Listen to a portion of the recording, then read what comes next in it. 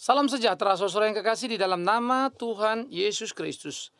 Terus kita akan memikirkan bagian yang sangat menarik, bagaimana Tuhan memerintahkan kita menghadapi pertarungan di dalam pergumulan zaman, dan bagaimana situasi hidup kita sungguh menjadi satu situasi hidup yang mencekam di dalam iman percaya kita. Nah, mari kita melihat kepada bacaan kita di dalam kitab Injil Matius pasal 16 sampai 20. Lihat, aku mengutus kamu seperti domba ke tengah-tengah serigala, sebab itu hendaklah kamu cerdik seperti ular dan tulus seperti merpati. Tetapi waspadalah terhadap semua orang, karena ada yang akan menyerahkan kamu kepada majelis agama, dan mereka akan menyesah kamu di dalam rumah ibadatnya. Dan karena aku, kamu akan digiring ke muka penguasa-penguasa dan raja-raja sebagai suatu kesaksian bagi mereka dan bagi orang yang tidak mengenal Allah. Apabila mereka menyerahkan kamu, janganlah kamu khawatir akan bagaimana dan akan apa yang harus kamu katakan, karena semuanya itu akan dikaruniakan kepadamu pada saat itu juga. Karena bukan kamu yang berkata-kata, melainkan Roh Bapamu, Dia yang akan berkata-kata di dalam kamu. Saudaraku yang kekasih, kita sudah memikirkan bagaimana domba di tengah serigala. Kita juga sudah memikirkan bagaimana ancaman dunia datang kepada kita, ya. Dan kita sekarang diajar bagaimana kita menghadapi problema atau pergumulan dunia. Tekanan pemikiran kita ayat 19. Apabila mereka menyerahkan kamu, janganlah kamu khawatir akan bagaimana dan akan apa yang harus kamu katakan, karena semuanya itu akan dikaruniakan kepadamu pada saat itu juga. Menarik kalau kita pikirkan sama-sama saudaraku, bahwa ada satu situasi yang pelik yang akan terjadi, ancaman dunia. Dan ancaman dunia itu menarik, tidak dikatakan kemudian ancaman itu akan buyar.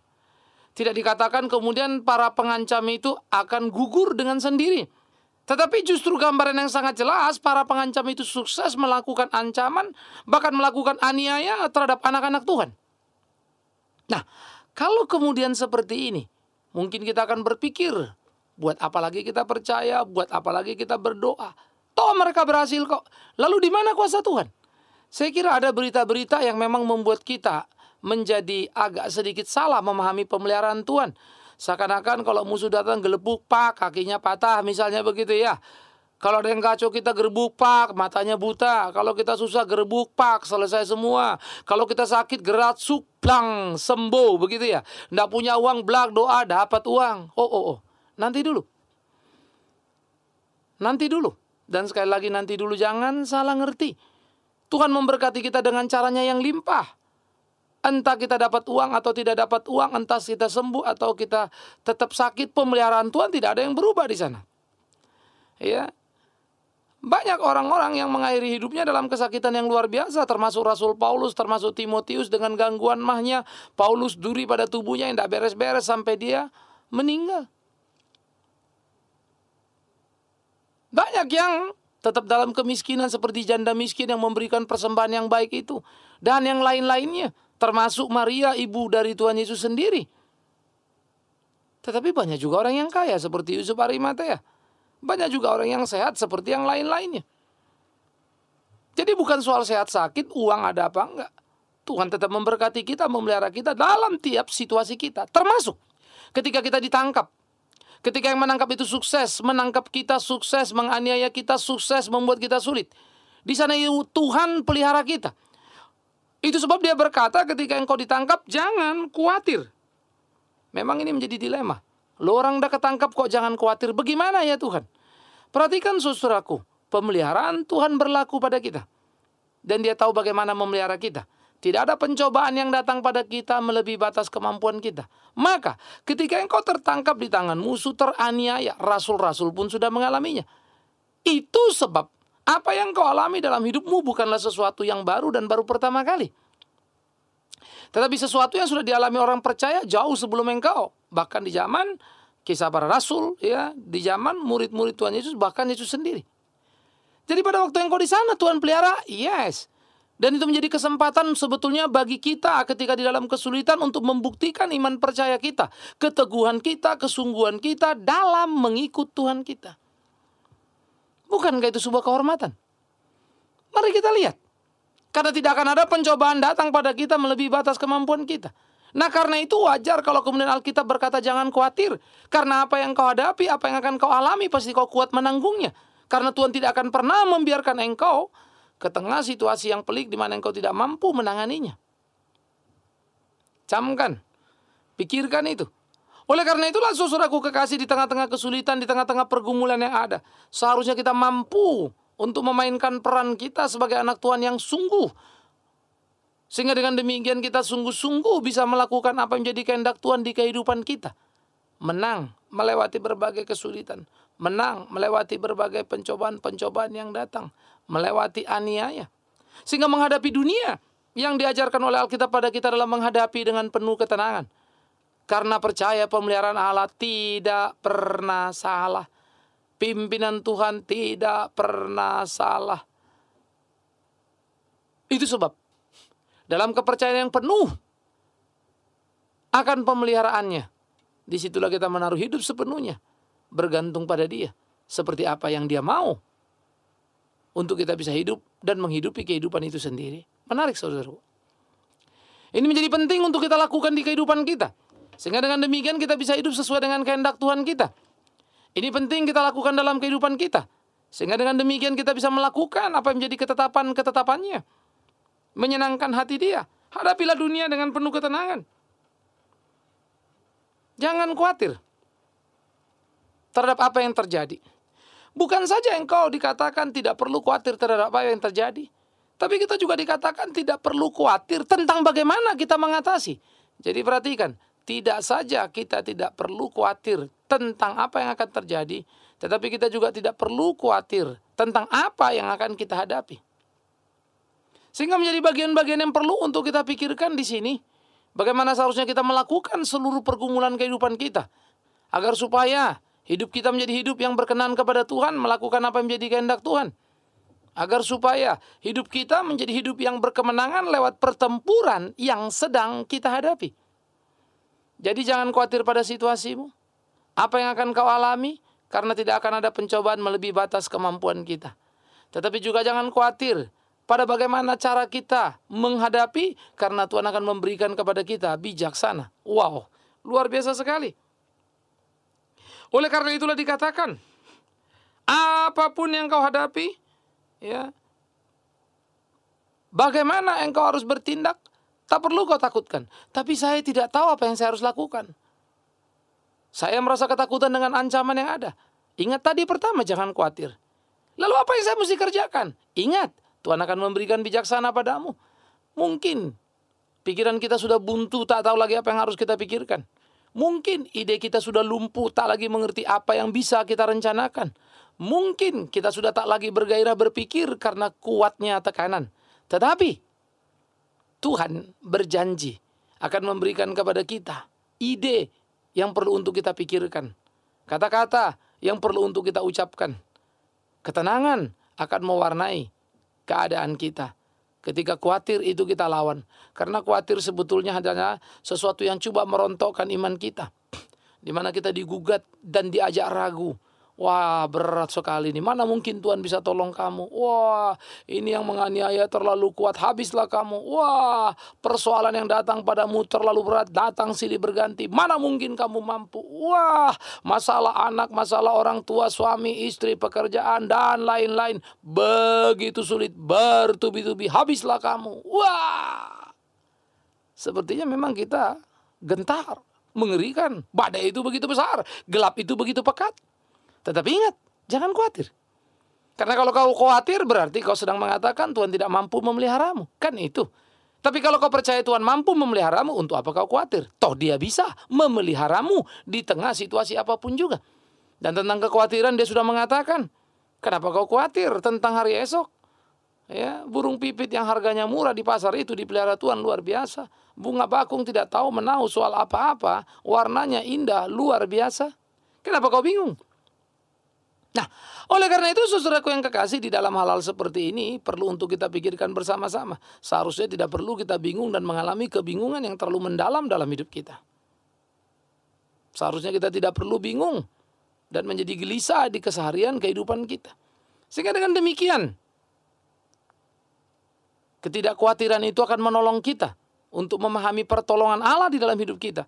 Ketidakkhawatiran akan menolong kita untuk menikmati pemeliharaan Tuhan di tengah-tengah kesulitan kita. Itu perlu.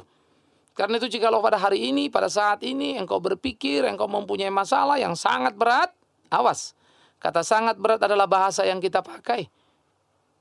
Yang seakan-akan kita sudah tidak mampu menanggungnya karena perasaan yang ada di dalam batin. Tapi ingat, bagaimana Tuhan menolong kita. Jangan khawatir. Maka dari sana, seperti apa yang dikatakan tadi, kamu juga tidak perlu bingung tentang bagaimana kamu akan bertindak. Karena di sini bukan tentang siapa engkau, berapa banyak planningmu. Di sini bukan tentang siapa engkau, berapa kuatnya engkau. Di sini bukan tentang siapa engkau, berapa hebatnya koneksimu. Tapi di sini tentang Tuhan yang akan menolongmu dengan cara Dia yang luar biasa. Dia bisa memakai hubunganmu dengan orang lain yang cukup baik. Dia bisa memakai koneksimu. Dia bisa memakai yang lain-lain yang ada padamu. Tetapi yang lain-lain atau koneksi atau apapun yang ada, bukan itu yang akan menolongmu. Tapi sekali lagi, Tuhan bisa pakai. Jadi bagaimana di dalam kebingungan kita? Jangan gelisah. Juga jangan gelisah kalau tidak ada koneksimu, tidak ada temanmu. Karena kalau ada pun itu tidak menolongmu. Sekalipun Tuhan bisa pakai itu menolongmu. Jadi Tuhan yang berperan utama di dalam pertolongan dan menolong kita di tengah-tengah pergumulan kesulitan kehidupan kita. Tuhanlah yang berperan utama melepaskan kita dari pertarungan yang ada. Tuhanlah yang berperan utama menolong kita di kehidupan kita. Nah, saudara-saudaraku yang kekasih, camkan, pikirkan itu. Dan seharusnya itulah yang kita lakukan. Supaya kita bisa hidup sesuai dengan kehendak Tuhan, melakukan apa yang Tuhan mau. Supaya di dalamnya sungguh nama Tuhan saja yang dipermuliakan. Saya kira menjadi penting untuk kita sadari bersama. Kita perhatikan menjadi sebuah kebenaran yang kita tumbuh kembangkan di dalam kehidupan. Sehingga ini menjadi bagian yang sangat serius untuk kita garap dalam keseharian kita. Nah, jadi saudaraku yang kekasih, di situ kita mulai melihat, di situ kita mulai menyadari betul bagaimana Tuhan terus-menerus memelihara kita. Sehingga dengan demikian Dia akan menunjukkan jalan. Tetapi uniknya, kita tidak tahu jalannya seperti apa. Itulah namanya iman. Tidak tahu kok tahu ditolong. Yes. Memang kita tahu Tuhan akan tolong. Tapi memang kita tidak tahu bagaimana Tuhan menolong. Namanya Tuhan kok, pertolongan Tuhan mana bisa kau duga. Iya kan? Tapi Tuhan pasti tolong. Loh, Pak, kenapa kemarin ada orang udah diancam mau dibunuh? Akhirnya sukses, pembunuhnya membunuh dia. Di mana pertolongan Tuhan? Anda salah. Jangan pikir Tuhan tidak menolong. Sudah waktunya dia menghadap Tuhan. Dan Tuhan pakai penganiayaan menjadi jalan kematiannya untuk menuju ke surga. Ada masalah apa? Engkau mungkin akan berkata, iya Bapak enak ngomong, dia mati tapi anaknya masih kecil. Ya. Bagaimana istrinya, kan kasihan. Apakah kau kira selama ini karena suaminya hidup, suaminya menjamin anak dan istrinya? Betul, suaminya itu memberi makan nafkah anak istri. Tetapi jangan lupa, Tuhan yang menjatuhkan berkat kepada suami untuk suami bisa menolong, memelihara anak istrinya. Maka kalau Tuhan sudah panggil suaminya, pasti Tuhan juga bisa pelihara istri dan anak-anaknya. Masa iya sih Tuhan tidak bisa? Nah, camkan itu, pikirkan itu. Sehingga saudara yang kekasih, pemahaman-pemahaman kita akan kebenaran itu mesti utuh. Pemahaman kita akan kebenaran itu mesti menjadi sebuah pemahaman yang bulat di dalam mengerti akan kehendak dan pemeliharaan Tuhan di dalam hidup ini. Nah, itu menjadi penting untuk kita perhatikan. Ya. Inilah yang harusnya kita jalani di dalam kehidupan kita. Ya. Dan yang ketiga dikatakan apa, saudara? Di tengah-tengah pergumulan kehidupan yang kita hadapi itu, di tengah-tengah kesulitan kepahitan itu, jangan khawatir karena Tuhan akan tolong. Dan Tuhan akan tolong, pasti akan beres. Akan beres tidak sama dengan beres ukuran kita.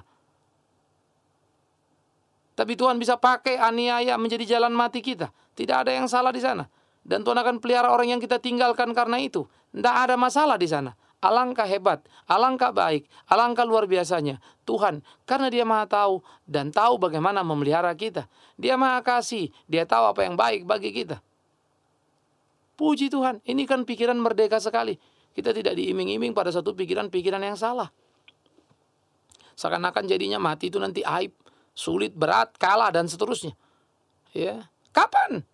Kalau itu pertanyaannya. Soal waktu, maka menarik kalau dikatakan, pada saat itu juga Dia akan mengaruniakan padamu apa yang harus kau lakukan.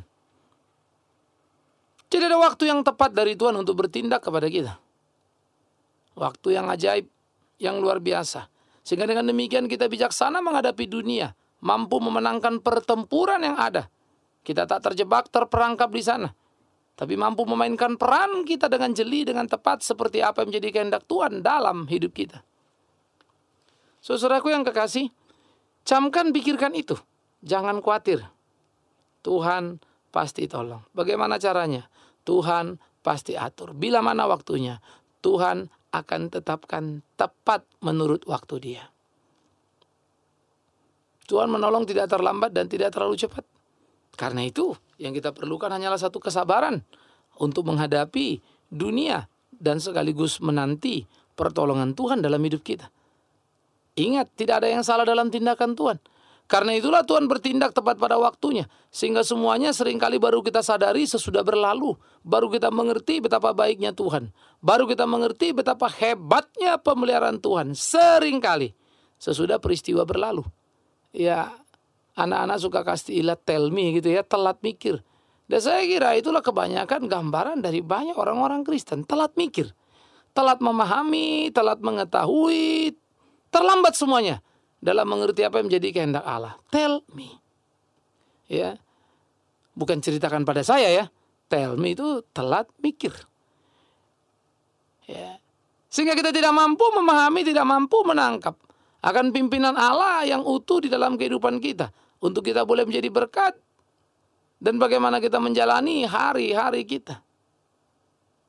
Maka saya pikir ini penting sekali untuk kita sikapi dalam keseharian kita. Supaya kita bisa menemukan kebenaran dalam prinsip kehidupan. Dan kita bisa menjadi seperti apa yang Tuhan kehendaki. Melakukan ketetapan-ketetapan Tuhan. Camkan itu, pikirkan itu dalam hidup kita. Nah, saudara-saudaraku yang kekasih, disitulah kita memperhatikan sungguh-sungguh tiap langkah-langkah dalam kehidupan kita. Sehingga kita bisa hidup seperti apa yang Tuhan mau. Dan kita berkemenangan di kehidupan kita. Menang di tengah-tengah kesulitan. Menang di tengah-tengah kepahitan. Menang di tengah-tengah kegetiran. Sepertinya terasa lama? Tidak. Tuhan akan menolong tepat waktu. Sepertinya terasa panjang? Tidak. Tuhan akan menyelesaikannya tepat waktu. Tetapi memang sekali lagi, tepat waktu Tuhan seringkali sulit kita pikirkan, terlambat kita mengerti. Sehingga seringkali terasa semua persoalan menjadi berat, pergumulan menjadi sulit, himpitan, tekanan, beban yang datang menjadi amat sangat terasa menekan, dan seringkali sepertinya kita tidak berdaya dan akan segera menyerah, kalah. Jangan. Aniaya, kesulitan, pencobaan bisa datang dari orang-orang di sekitar kita yang benci pada kebenaran. Tetapi kesulitan juga bisa datang dari kesalahan kita. Kesulitan juga bisa datang dari persoalan internal dalam keluarga, dalam gereja, tempat kerja, atau pergaulan. Dari berbagai aspek bisa datang dan menghantam kita. Sehingga kita mengalami berbagai kepahitan, kesulitan, kegetiran. Oleh karena itu seperti yang tadi saya katakan di awal, mungkin engkau menghadapinya terasa berat, terasa sulit. Sepertinya engkau tidak tahan. Mau ambil jalan pintas. Entah ke Gunung Kawi atau mau ke dukun atau bahkan mungkin bunuh diri. Hei, saudaraku, engkau salah. Bodoh sekali. Kenapa kau hina dirimu? Kenapa tidak kau mengerti Tuhanmu? Kenapa kau tidak sadar betapa cinta kasihnya yang luar biasa dalam hidupmu? Ia akan menolongmu. Yang kau perlukan hanya satu. Jangan khawatir. Dan jangan katakan, bagaimana Bapak katakan saya tidak khawatir, persoalan saya terlalu berat, sulit, dan segala macam. Ketika engkau bisa membicarakan persoalanmu, itu hanyalah sebuah pertanda Tuhan ada bersamamu dan menolongmu. Kalau kau tidak kuat, kau tidak mampu, malah bisa kau ceritakan persoalanmu. Yang kedua, ingat, kalau perlu yang kedua adalah, jangan kau bingung dengan apa yang kau lakukan. Tapi ketidakkhawatiranmu, ketenanganmu, keteguhanmu, Tuhan akan memberikan hikmat padamu apa yang harus kau lakukan. Ingat yang ketiga, jangan atur kapan itu terjadi dan selesai. Karena bukan engkau, bukan aku. Tuhan yang akan menentukannya, membereskan semuanya, menyelesaikan persoalan yang ada.